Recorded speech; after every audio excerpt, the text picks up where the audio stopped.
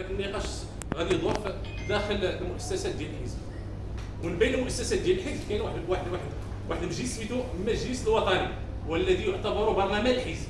على بالفكره راه السيد الغوري راه عضو المجلس الوطني، راه ماشي غير راه يعتبر برلمانيا برلماني الحزب. نعم نعم نعم. ماشي انا اللي كنقول هذا الشيء، ها هو اللي كيقول، انا ما كنقول. لا باش ما نمشيش بعيد، الله يخليكم الاخوان، باش ما نمشيش بعيد وما نزابيش على ما يسمى بالتنسيق الجهوي. هذاك التنسيق الجهوي بدعه اريد بها باطل. عند تفحصنا لمقتضيات النظام الاساسي هنا ما كنلقاوش حاجه سميتها المنسق الجهوي.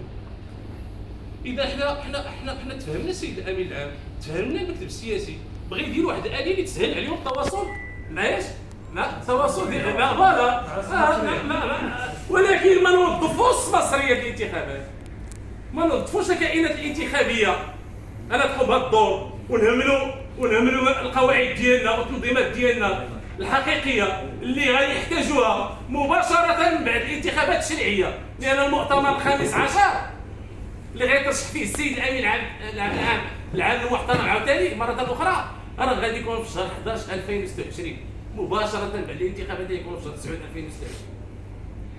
اذا ديك الساعه اللي نقلبوا على القواعد ديالنا باش يعطونا معتمرين، هذا خطا استراتيجي وماشي خطا ديال الامين العام.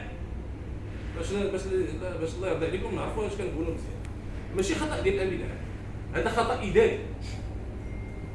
وحنا كحزب الحركه الشعبيه خصنا نستافدوا من الاخطاء الاداريه، لان كلفتنا الاخطاء الاداريه الكثير، خصوصا في هذه الولايه ديال السيد وزي.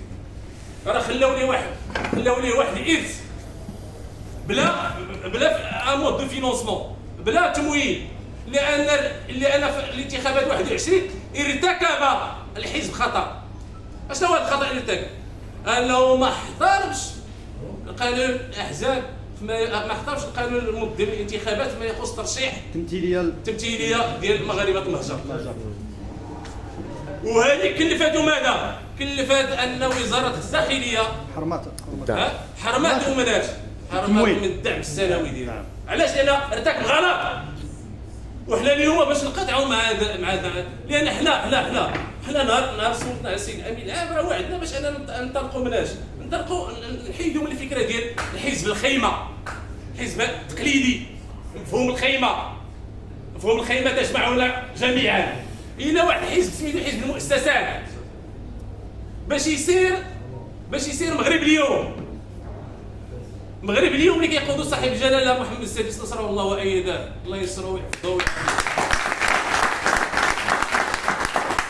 اذا ما استطعناش حنا كمناضلين ديال الاحزاب نتغلبوا على الفساد داخل الاحزاب، راه ما يمكنناش نوقفوا في البرلمان ونتنافسوا مع الحكومه ونقولوا لها ها في كاين فساد وانت فاسده وانت دايره، وراه نطلقوا من ريوسنا بعدا.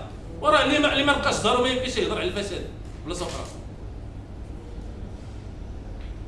خلى رئيس فريق البرلمان ديال البام ذاك النهار قال لي اللي كيهضر على الفساد راه هو المفسد. فهمت انا والو.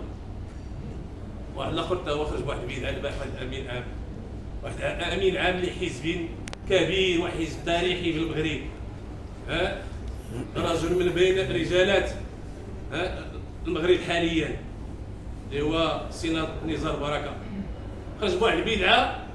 وانا في القريب هذاك الترتيب اللي دار ديال الحزب ديالو هو الاول، البام هو الثاني، شكون الثالث؟ اتحاد الشراكه. شكون الثالث؟ هو لا الاحرار، هو الاتحاد الشراكي. هنا وقف. وفينا الحركه الشعبيه. انا بالغير السي نزار بركه يقول لي واش هو عالم المستقبليات ولا قارئ فنجان جاد به الزمن المعاصر.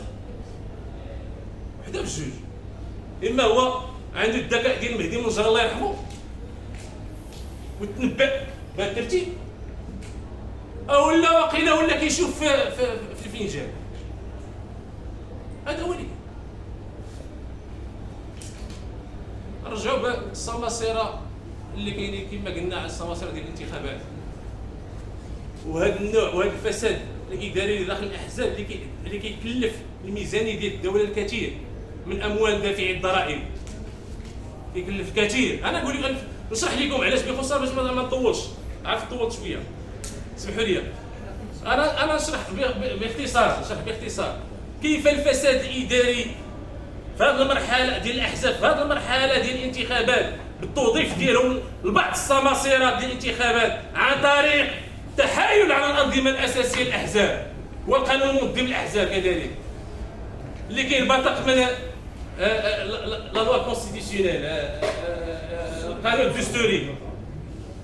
هذو قوانين منظمه كتنبثق من القانون الدستوري كيعطينا كنكون كما غريبه. نرجع نقول لكم كيفاش هذا التوظيف ديال مثل هذه السماسره كيؤدي بالتهلكه سواء للعباد ولا للبلاد. نشرح لكم دابا الا وظفنا هذه النوعيه ديال هذه السماسره، هذه السماسره في نظركم غادي يعطيو التزكيه اللي غيدفع اكثر، يعني غدا ولا بعد يقدروا يجيبوا لنا تاجير مخدرات،